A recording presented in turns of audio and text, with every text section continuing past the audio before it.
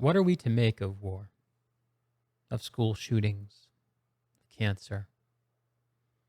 What are we to make of the violence we visit on ourselves and each other? And of the violence that's visited on all of us by a seemingly hostile universe? What are we to make of the suffering of life?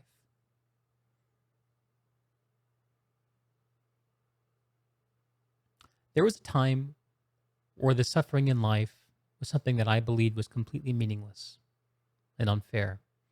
That I was a victim to the flawed creation that we find ourselves in.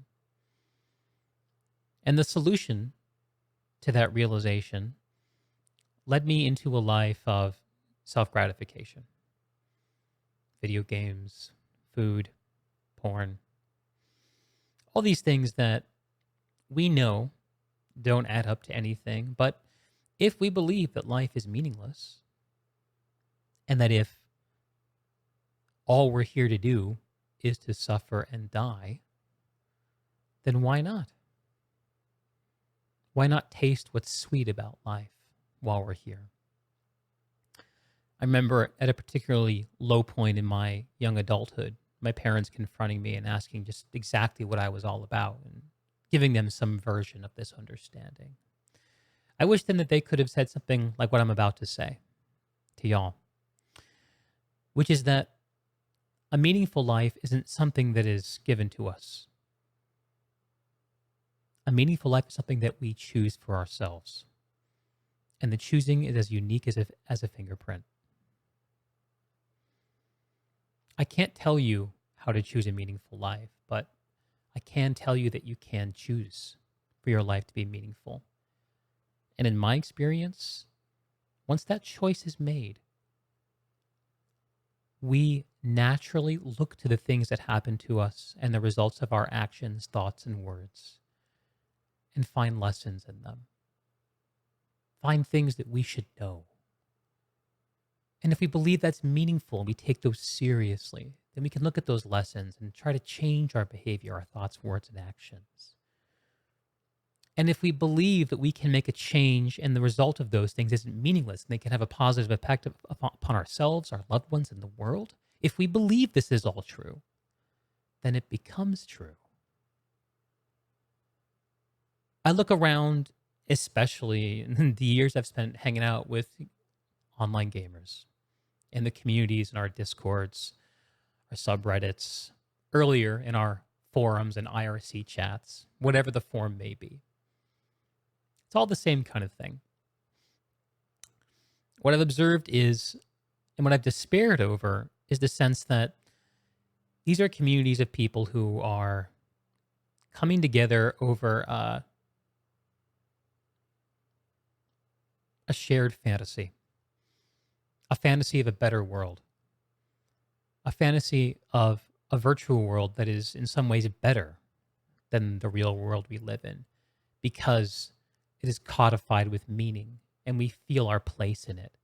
And the suffering there has a point and a purpose, and we grow and we level up and we achieve, and we can show those achievements and those things to the world objectively and say, I did this and no one can take it away from me.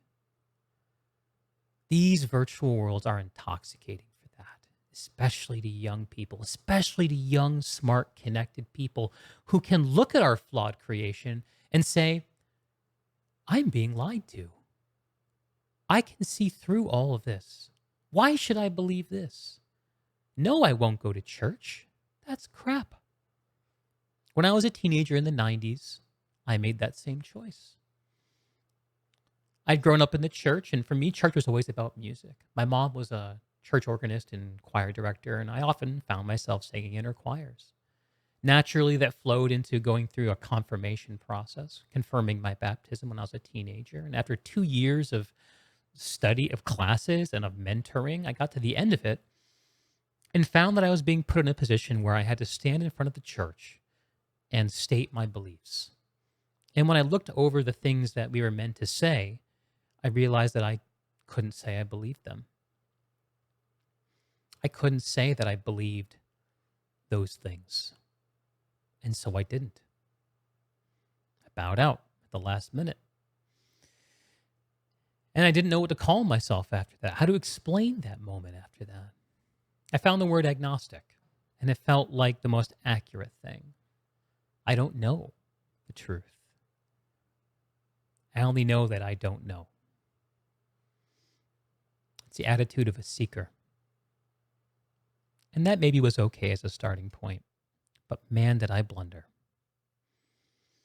Getting into my 20s and having all the things that went right when I was a kid start to go wrong. Have my image of myself be shattered. I retreated into virtual worlds. I retreated into their structure, into their meaning. And I treated the world outside of those things, the real world, as a place full of dangers and suffering to be avoided, to be dodged. I treated the suffering of life as meaningless and the suffering of digital life as meaningful. And I resented my body and my need to maintain it. And I wanted to just be in these worlds.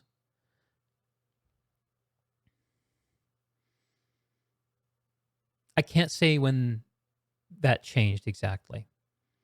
I can say that I tried for about 20 years to live a digital life before I started to realize that it wasn't going to work.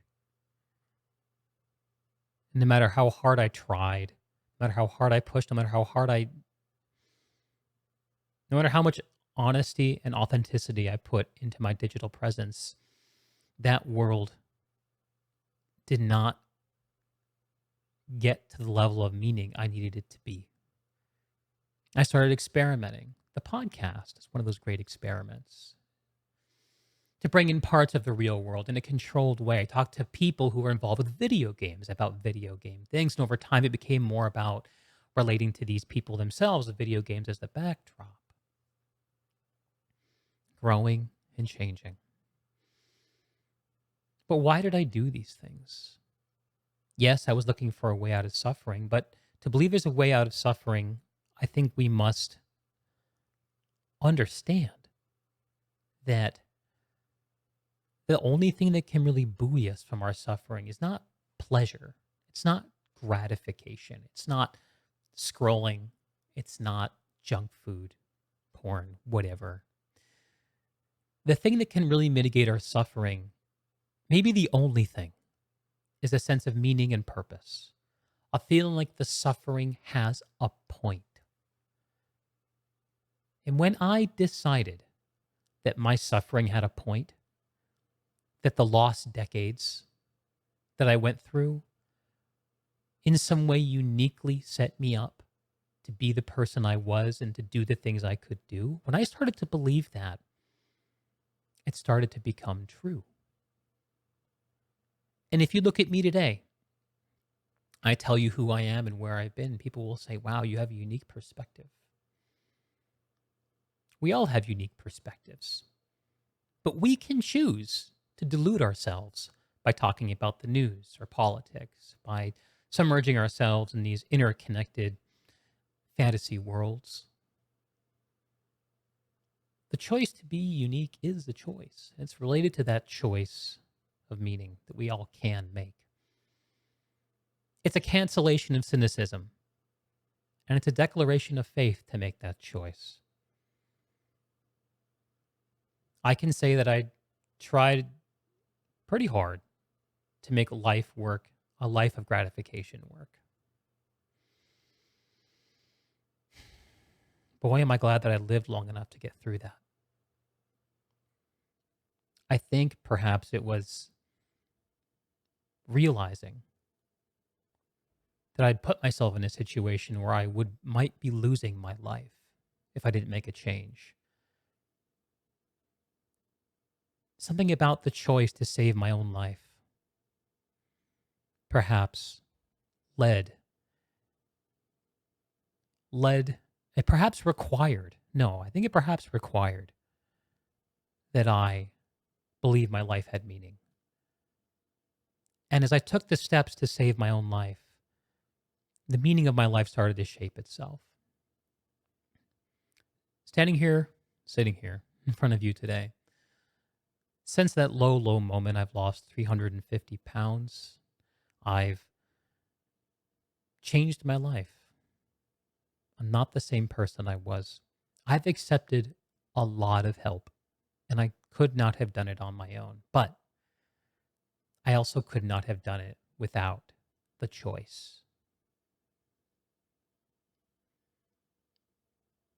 The choice to live a meaningful life that begins with deciding, purely based on faith and irrationally, that my life has meaning and that I have agency over that meaning.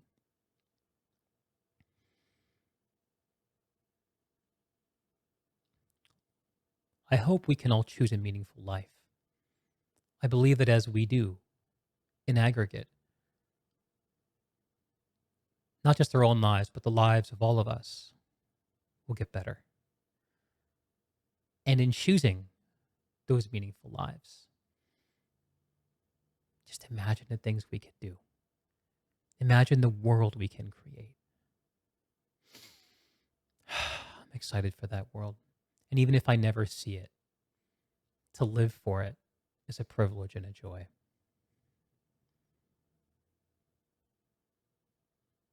I just wanted to share that with y'all. Till I see you again. Brothers and sisters, please take good care of yourself. Be good to each other. And I'll see y'all very soon.